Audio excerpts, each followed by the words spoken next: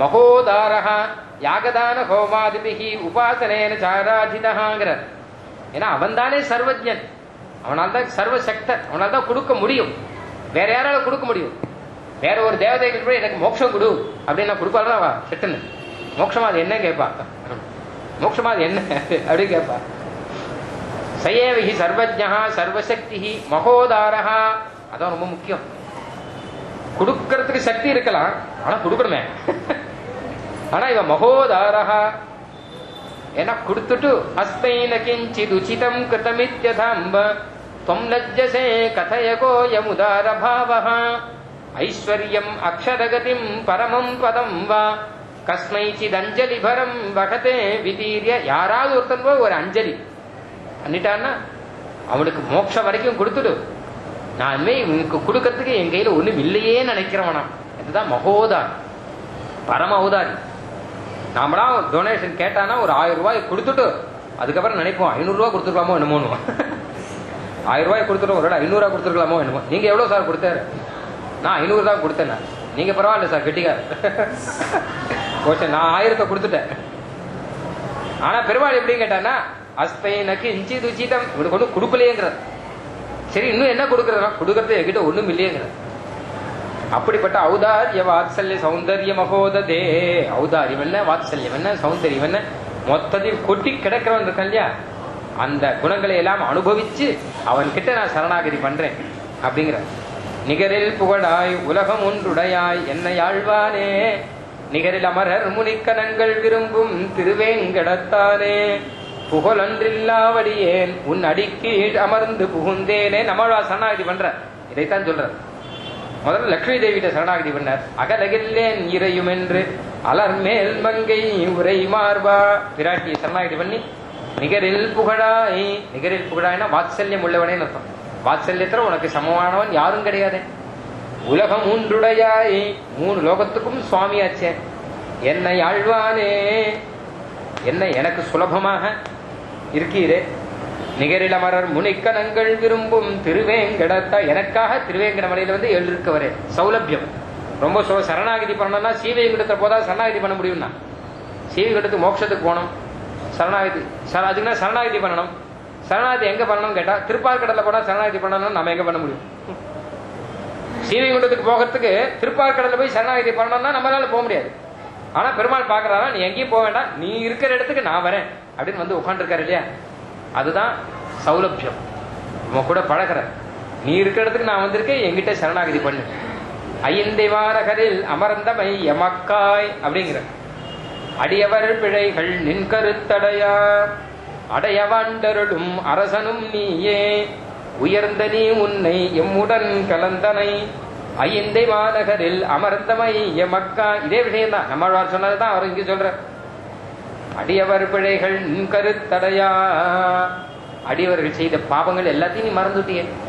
அடையவாண்டருளும் அரசனும் நீயே, எனக்கு சுவாமியாச்சே. உயர்ந்த நீ உன்னை எம்முடன் கலந்தனை, எனக்காக எங்களோட கலந்து எங்க பக்கத்துல வந்து உட்காந்து, எங்க தூரம் இருந்தா பரவாயில்ல, ரொம்ப பக்கத்துல இருக்க வேற. உயர்ந்த நீ உன்னை எம்முடன் கலந்தனை, நம்மளோட கலக்கணுங்கிறதுக்காக கிருஷ்ணதேவாக்கு வந்திருக்காரு போல அவர். நான் எல்லாரோடையும் கலக்கிறேன், எல்லாரும் இங்க வாங்கோ. ஐயந்தை மாநகரில் அமர்ந்தமை எமக்காய், எங்களுக்காக தானே திருவனந்தபுரத்துக்கு வந்திருக்காங்கிற. அப்படி இருக்கிறவங்கிட்ட சரணாகதி பண்றேன்னு சொல்லி எம்பெருமானார் சரணாகதி அனுஷ்டானம் பண்ணி காண்பிக்க, பெருமாள் வந்து இந்த சரணாகதியை ஏத்துட்டு கவலைப்படாது, உமக்கு எல்லாம் சித்திக்கும் அப்படின்னு பெருமாளே சொல்ற. மாதே பூத் அத்திர சம்சய, உனக்கு சம்சயம் வேண்டாம், நீ நினைச்ச மாதிரியே உனக்கு எல்லாம் நிறைவேறும் அப்படின்னு எம்பெருமானார் கிட்ட பெருமாள் வார்த்தை அருள் செய்கிறாராம். யாவத் சரீரபாதம் அத்ரைவ ஸ்ரீரங்கே சுகமாஸ்வ துவயம் அர்த்தானுசந்தானேன சக சதைவம் பக்தா. யாவத் சரீரபாதம் அத்ரைவ ஸ்ரீரங்கே சுகமாஸ்வ. அடுத்து என்ன பண்ணணும் கேட்டா, துவயத்தை அர்த்தானுசந்தானம் பண்ணிட்டு இங்கேயே ஸ்ரீரங்கத்திலேயே சுகமாஸ்வ சௌக்கியமா இருந்த, எதை பத்தியும் கவலைப்படாது. ஏன்னா எப்போ எங்கிட்ட பொறுப்போ ஒப்படைச்சாச்சோ, பரன் ஞாசம் பண்ணியாச்சோ. பரம்னா என்ன? பொறுப்பு. ஞாசம்னா ஒப்படைக்கிறது. என்னுடைய பொறுப்பத்துக்கு உங்ககிட்ட ஒப்படைச்சுட்டேன், ஒப்படைச்சுட்டா நிம்மதி இல்லையா. யார்கிட்ட ஒப்படைக்கிறோம் பார்த்து ஒப்படைக்கணும், நிம்மதியா இருக்கலாம் இல்லையா. ஆனா பெருமாள் கிட்ட ஒப்படைச்சாச்சு.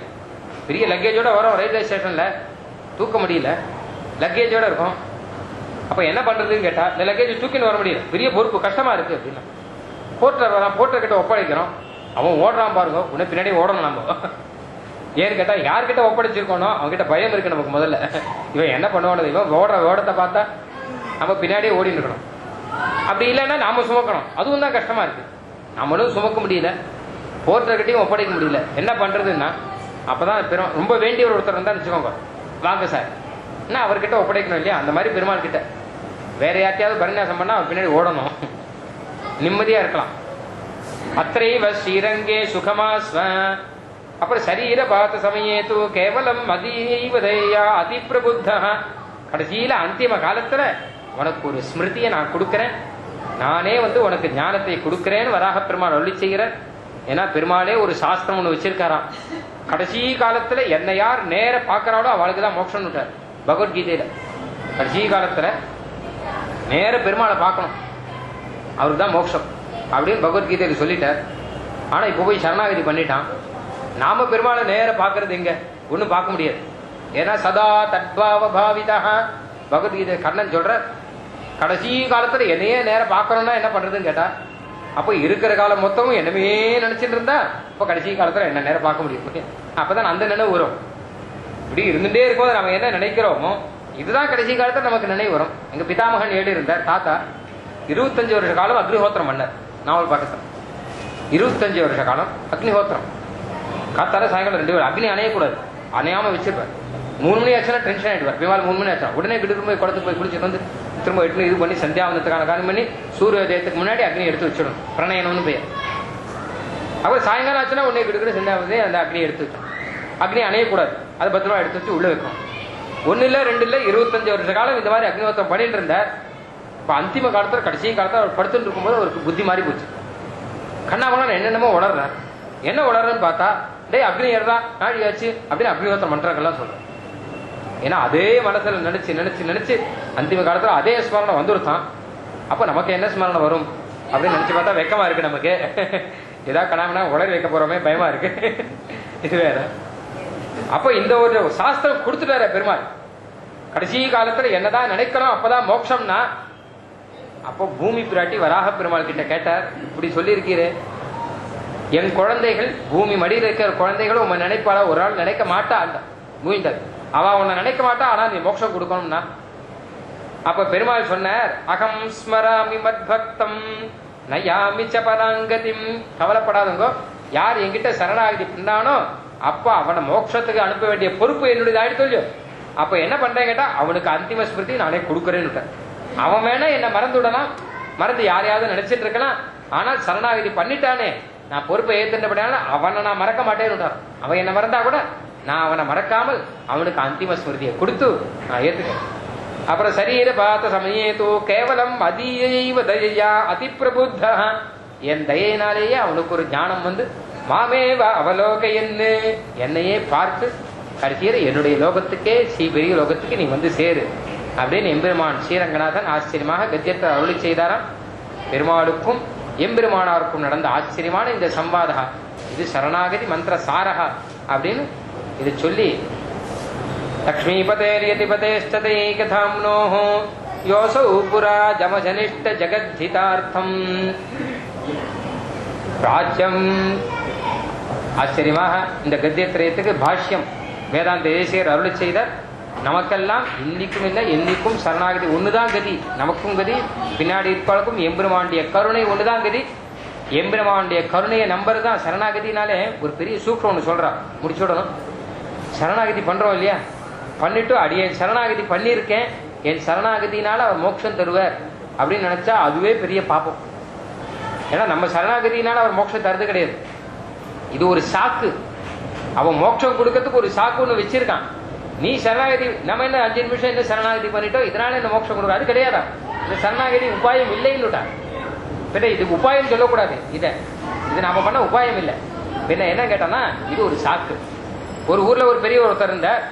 அவர் என்ன பண்ணார், நிறைய ரூபா கொடுத்தார். ஒரு தனிகர் ஒருத்தர் கிராமத்துக்கு வந்தார்.